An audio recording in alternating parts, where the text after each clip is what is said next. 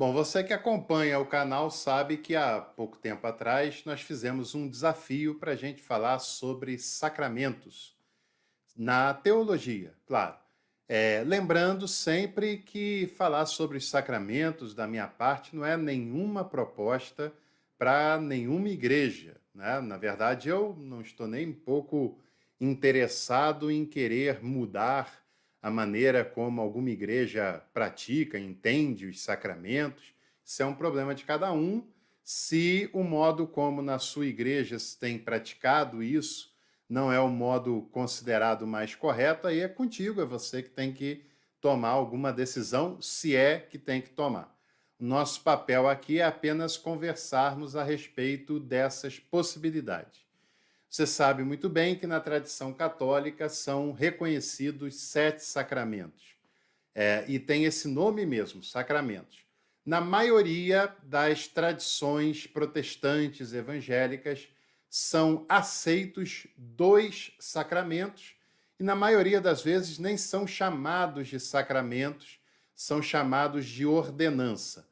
Puro capricho de protestante de não querer se parecer com a tradição católica, é uma verdadeira bobagem fazer dessa maneira. Mas então nós temos 2 sacramentos que são comuns a todas as tradições, certo? Sabia não? Errado, ou melhor, em parte certo, em parte errado. De fato, todas as tradições cristãs reconhecem e praticam o batismo e a Eucaristia. Porém, dizer que todos praticam da mesma maneira e entendem de modo idêntico, aí é óbvio que não, né? Aí é claro que não, até porque alguns até estranharam o fato de eu chamar a ceia de Eucaristia, mas o nome correto é Eucaristia mesmo. O nome teológico é Eucaristia. A ceia do Senhor, ou a Eucaristia, como queiram, é considerada como fonte de graça. E é justamente a graça de Jesus que nos garante e que nos convida a participarmos dela, participarmos da mesa do Senhor. O critério que nos faz participar da mesa do Senhor é a sua graça que é universal e que convida qualquer pessoa a ter parte dela. É claro que essa é a ceia do Senhor. A ceia da igreja é muito diferente disso, sem dúvida nenhuma. Se você parou para pensar, a ceia, a Eucaristia, ela é celebrada desde os primórdios do cristianismo. Jesus mesmo celebrou aquele momento tão importante na presença dos seus discípulos e participou depois da refeição com o pão e o vinho, que você já deve ter percebido que pão e vinho naquela cultura eram os elementos mais básicos de todos. Eram os elementos mais essenciais da alimentação daquele povo.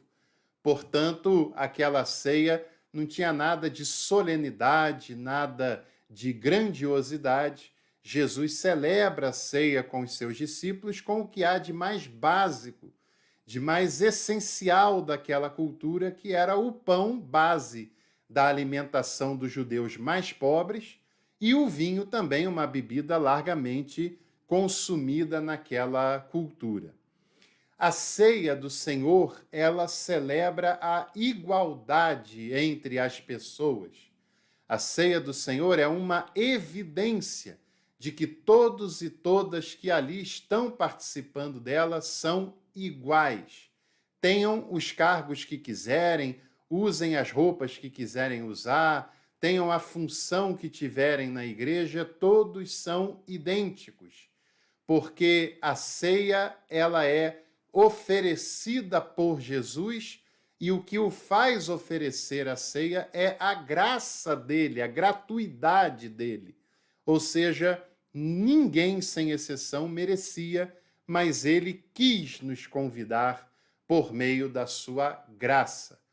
Portanto, você já percebe quando a ceia do Senhor não é praticada, quando você olha para uma comunidade e vê que no altar daquela comunidade tem um cálice diferenciado para quem fica no altar, tem um pão diferenciado para quem se assenta no altar, tem um tipo de celebração, elementos diferenciados para a liderança que está ali, e outros elementos para a igreja de uma maneira em geral.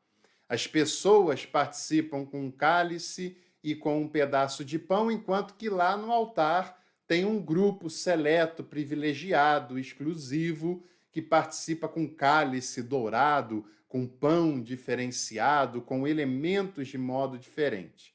Essa é uma evidência de que essa ceia não é a ceia do Senhor, é a ceia da igreja.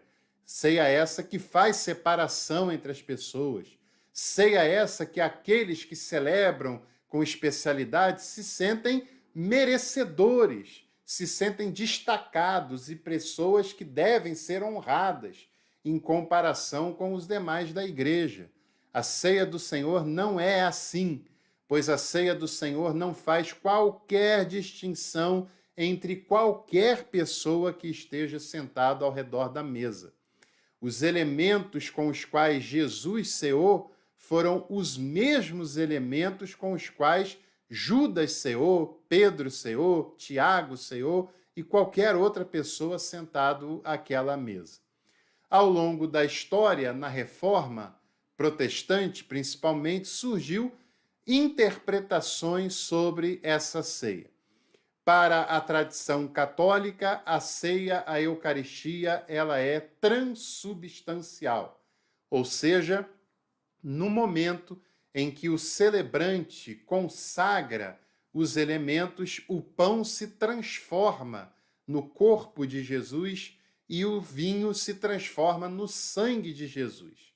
Já em Lutero, não era essa concepção. Lutero cria na consubstancialidade. O pão e o vinho não se transformam no corpo e no sangue de Jesus, mas recebem a presença espiritual de Jesus nos elementos da ceia. E Zwinglio, que foi a interpretação que teoricamente mais prevaleceu no meio protestante e evangélico, disse que a ceia é um memorial, que o pão é pão, o vinho é vinho, mas aquele momento é um momento solene em que nós fazemos isso em memória de Jesus, conforme o texto está nos dizendo. Qual desses é o mais bíblico? Não vem com essa inocência para cima de mim, é claro, porque não está na Bíblia a fundamentação de uma ideologia sobre a ceia ou sobre qualquer outro sacramento. Na ceia apenas sentavam em torno da mesa, comiam e bebiam e davam graças por isso. Todas essas questões de transubstancial, consubstancial, memorial, ou qualquer outra cerimônia que possa ter, é interpretação das igrejas conforme as suas tradições.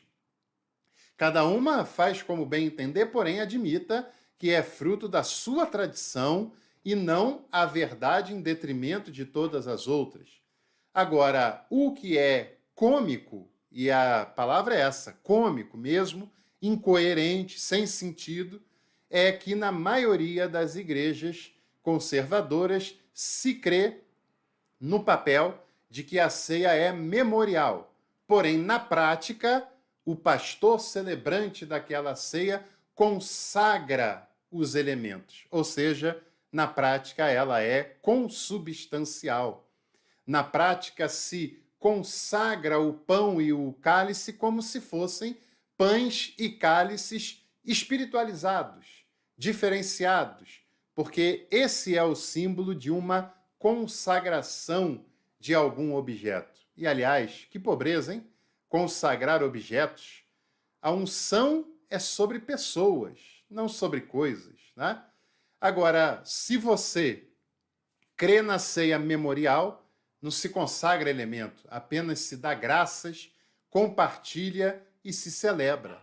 Se você consagra elementos, você então crê na ceia consubstancial. E aí é claro que depois disso vai ter toda aquela superstição que muitas pessoas têm de que essa ceia que sobra não pode ser eliminada de qualquer maneira, tem que ter um ar de consagração e espiritualidade para fazê-lo, o que é totalmente dispensável se você entende que a ceia é memorial, o valor está naquele momento, naquela celebração. Algumas igrejas evangélicas têm modos diferenciados de compreender quem é que pode ou não participar da ceia, o que já é uma anomalia, porque se a ceia é do Senhor, quem decide quem vai participar dela é o dono da mesa, que é o Senhor, porque a igreja não é dona dessa ceia. E o Senhor quer que nós participemos porque ele nos convida por meio da sua graça. Agora, na ceia da igreja, nós temos algumas possibilidades. A ceia ultra restrita, que é aquela que apenas os membros da igreja local podem participar dela. Ainda tem gente que acredita nisso. A ceia restrita, que é a ceia de boa parte das igrejas evangélicas, que é aquela que acredita que apenas os evangélicos podem participar da ceia. Essa ceia quase sempre relaciona como uma condição a ceia com o batismo. Sem um, não pode fazer o outro. E tem a ceia aberta, que é praticada também por várias igrejas, que é a ceia que qualquer pessoa que esteja naquele momento, que se sente convidado por Jesus por meio da sua graça, e esse convite é para todo mundo mesmo, se sente à vontade para participar da ceia. Se sente à vontade porque sabe, porque entende que o mérito não está nele, o mérito está em Jesus, e Jesus nos convida com gratuidade, com graça. Devemos lembrar que a ceia não tem poderes mágicos. A ceia celebra a nossa filiação divina. Ela é simbólica, ela é memorial, como no caso da consciência da maioria das tradições, pelo menos evangélica, e mesmo naquelas que têm como transubstancial ou consubstancial, se entende que a ceia, embora um momento sagrado de celebração, mas ela não tem poderes mágicos, poderes místicos, embora na prática muitas pessoas acham que sim.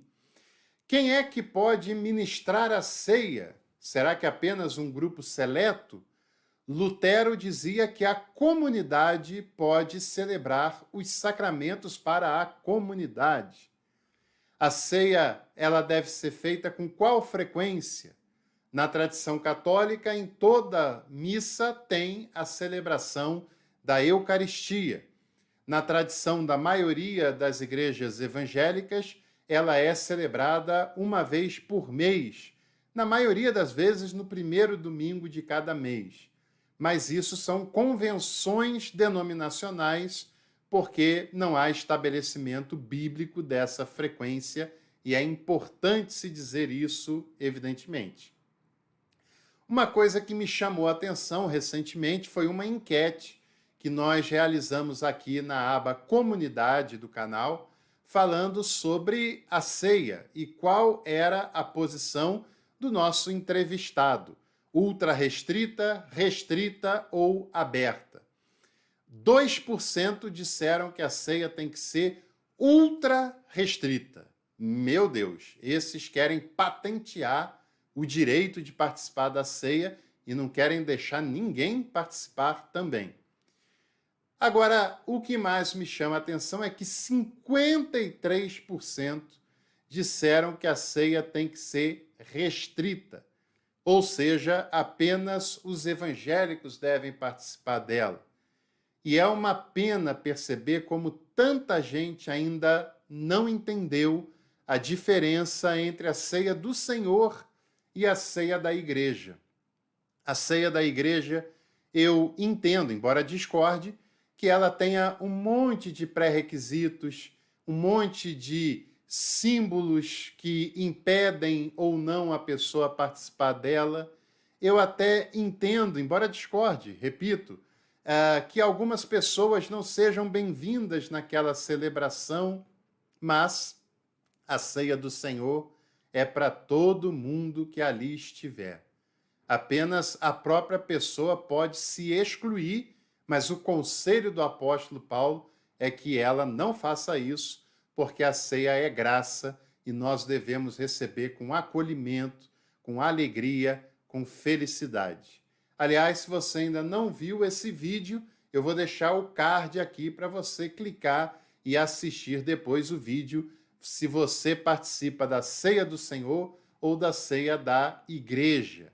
A ceia do Senhor é baseada na sua graça.